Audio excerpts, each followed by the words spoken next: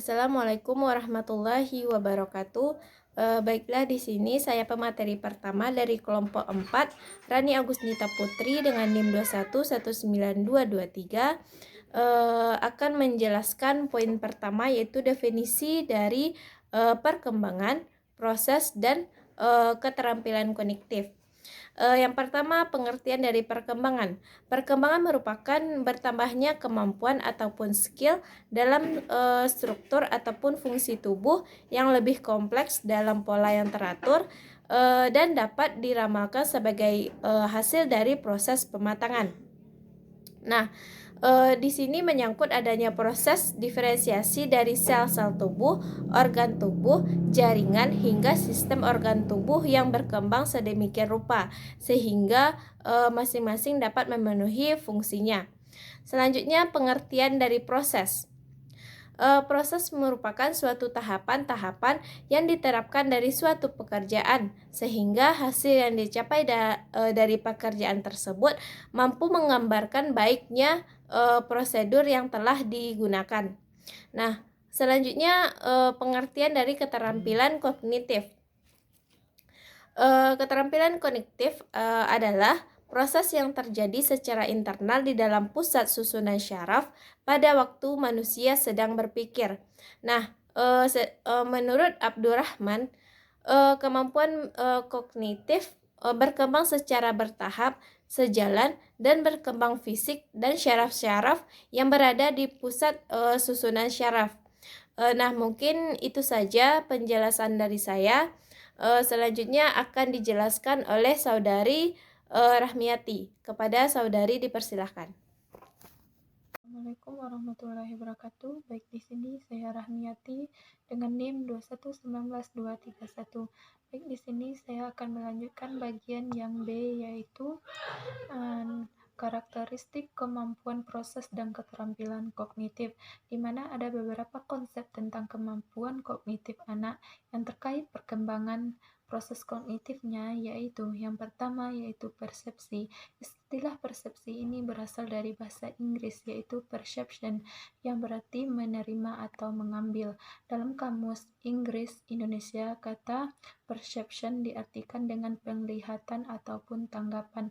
Menurut Leavitt tahun 1978, perception ini terbagi menjadi dalam dua artian. Yang pertama artian sempit, yang kedua artian luas, di mana dalam artian sempit perception ini adalah penglihatan, yaitu bagaimana cara seseorang melihat sesuatu. Kemudian dalam artian luas perception adalah pandangan, yaitu bagaimana seseorang memandang atau mengartikan sesuatu. Kemudian menurut Stanton, persepsi adalah mendefinisikan sebagai makna yang dipertalikan berdasarkan pengalaman masa lalu dan stimulus rangsangan yang kita terima melalui panca indera.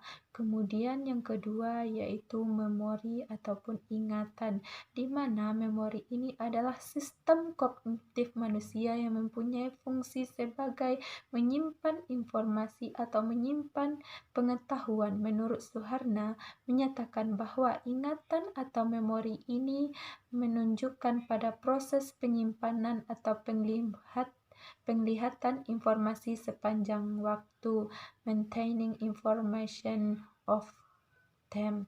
Kemudian yang ketiga yaitu atensi atau perhatian, di mana atensi merupakan sebuah konsep multidimensial yang digunakan untuk mengembangkan perbedaan ciri-ciri dan cara-cara merespon dalam sistem kognitif. Menurut Chaplin tahun 2000, atensi adalah konsentrasi terhadap aktivitas mental. Sekian dari saya. Selanjutnya bagian C dan D dilanjutkan oleh rekan saya, yaitu Saudara Hartoni. Sekian dari saya. Assalamualaikum warahmatullahi wabarakatuh. Komponen keterampilan kognitif. Yang pertama adalah metakognitif. Apa yang dimaksud dengan metakognitif? Metakognitif adalah pengetahuan dan kesadaran tentang proses kognisi atau pengetahuan tentang pikiran dan cara kerja.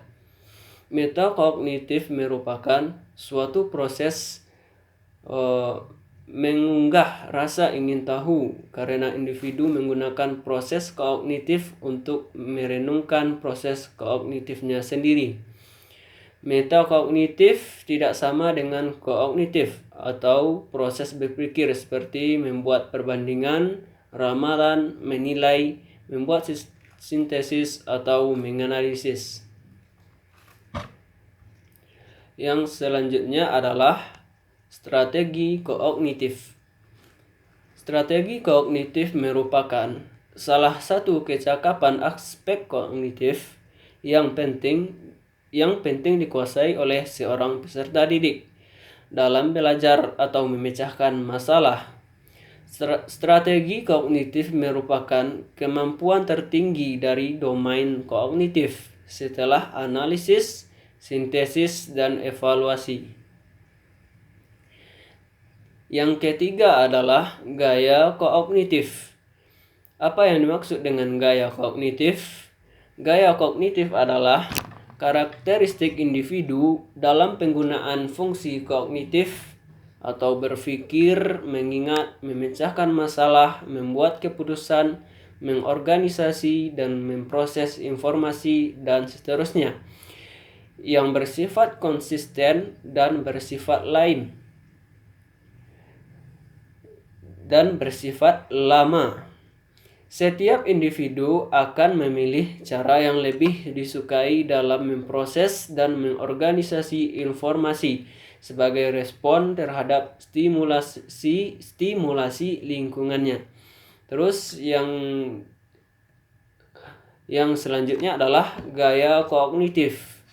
Gaya kognitif ini adalah karakteristik individu dalam penggunaan fungsi kognitif atau berpikir. Selanjutnya adalah pemikiran kritis. Pemikiran kritis merupakan kemampuan untuk berpikir secara logis, reflektif, dan produktif yang diaplikasikan dalam menilai situasi untuk membuat pertimbangan dan keputusan yang baik. Berpikir kritis ini berarti merefleksikan permasalahan secara mendalam, mempertahankan pikiran agar tetap terbuka bagi berbagai pendekatan dan perspektif yang berbeda. Tidak mempercayai begitu saja informasi-informasi yang datang dari berbagai sumber lisan ataupun tulisan, serta berpikir secara reflektif ketimbang hanya menerima ide-ide dari luar tanpa adanya pemahaman dan evaluasi yang signifikan. Mungkin sekian. Assalamualaikum warahmatullahi wabarakatuh.